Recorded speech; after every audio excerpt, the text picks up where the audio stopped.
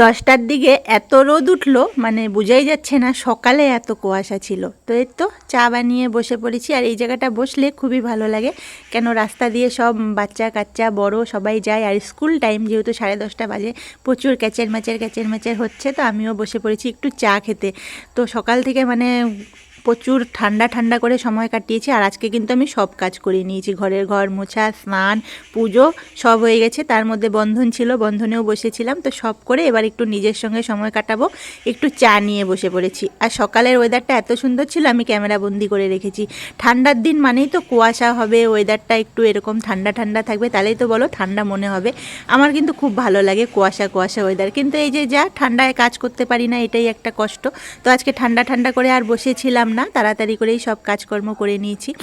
আর সকালের ওয়েদারটা তোমাদের সঙ্গে শেয়ার না করে পারিনি, তাই একটু ক্যামেরা বন্দি করে নিয়েছি। আর আমাদের দেখো মূলো শাক, সর্ষে শাক এগুলো লাগানো হয়েছিল, ওগুলোতে ফুল চলে এসেছে। এই সর্ষে ফুল আর মূলো ফুল আমাদের এখানে যে পৌষ সংক্রান্তির দিন বোনাই পুজো হয় সেদিন লাগে, সেই জন্যই এই মূলো শাক আর সর্ষে শাকটা বিশেষ করে লাগানো। সেরকম কেউ একটা সর্ষে শাক মূলো শাক খায় না এই পাশে, কিন্তু পুজোয় এই ফুলটা লাগে বলেই একটু একটু করে হলেও লাগায়। তো আমিও সকাল সকাল উঠে একটু পুকুর পাড়ের দিকে চলে গিয়েছিলাম এত কুয়াশা দেখে। আর যেদিন বেশি কুয়াশা হয় সেদিন নাকি খুব সুন্দর রৌদ্রু হয়। তো সত্যিই হলো, সকালে এত সুন্দর কুয়াশা ছিল, আর বেলার দিকে দেখো কি সুন্দর ঝলমলে রোদ উঠেছে। তো ধনেপাতা তো পুরো দমেই খাচ্ছি। আমার যারা লাঞ্চের ভিডিও দেখো তারা তো বুঝতেই পারছো, সব সবজিতেই খাচ্ছি। শাকটা একটু নষ্ট হয়ে গেছে। তো চলো, ঠান্ডা ঠান্ডা সকালে সবাইকে